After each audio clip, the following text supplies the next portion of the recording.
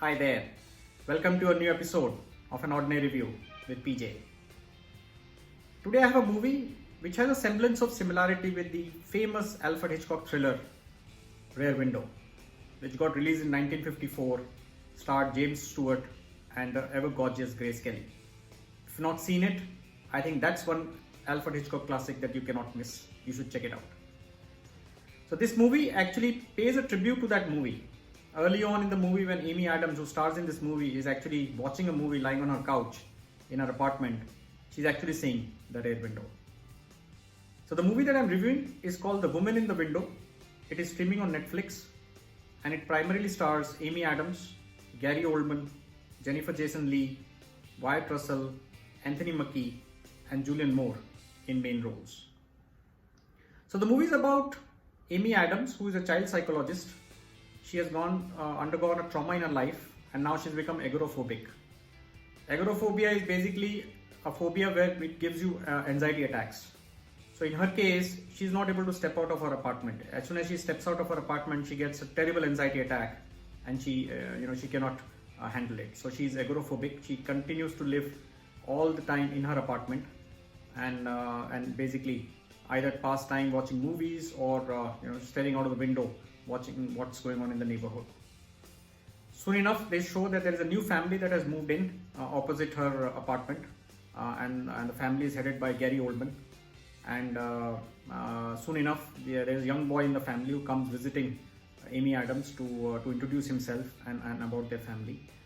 And later on in the evening, the lady of the house, Julianne Moore, comes visiting her, and then they get to know each other. They become friends. And then she talks about how things are not so well between herself and her husband. So life goes on for a couple of days, and then all of a sudden one night as she's sleeping, she hears someone scream. She goes out to check what's going on, and she notices that there's a fight going on in the opposite apartment. And all of a sudden she notices that Julianne Moore has been stabbed. She panics. She obviously wants to go and help her, but she can't step out. She still tries to, step out of her house and faints. But before doing that, she has called in the cops to find out what's going on in the opposite apartment, and tells them that a woman has been stabbed there.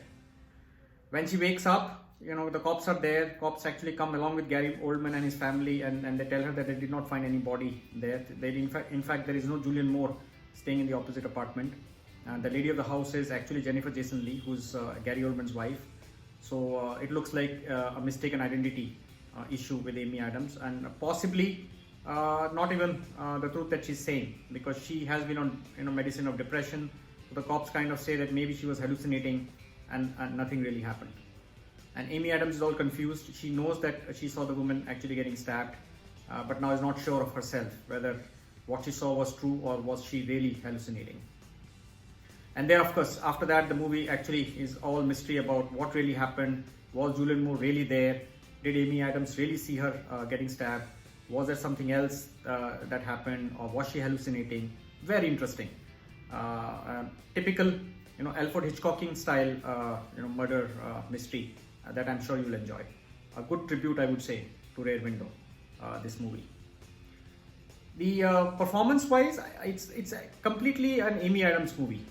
Other characters do not have that much of a role to play. Gary Oldman, Anthony Mackie, Julianne Moore, Jennifer Jason Leigh have much limited role in the movie.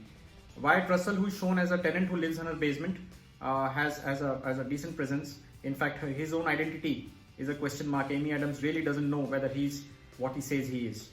He declares himself as that he's a singer and a songwriter, but she really truly doesn't know who he really is.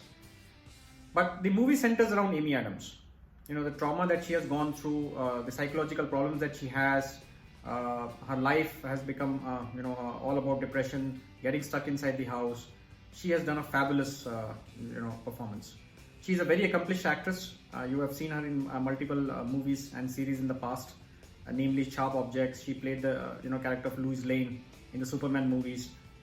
A very gifted actor, and she actually is the one who holds this movie together with her performance, and well supported by, of course, the other cast members.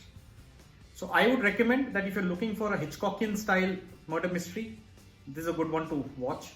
If If you've seen Rear Window, you will find some similarities in this movie.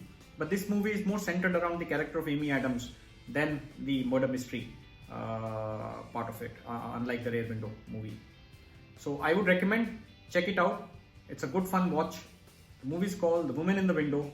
It's streaming on Netflix. Thank you for watching my reviews.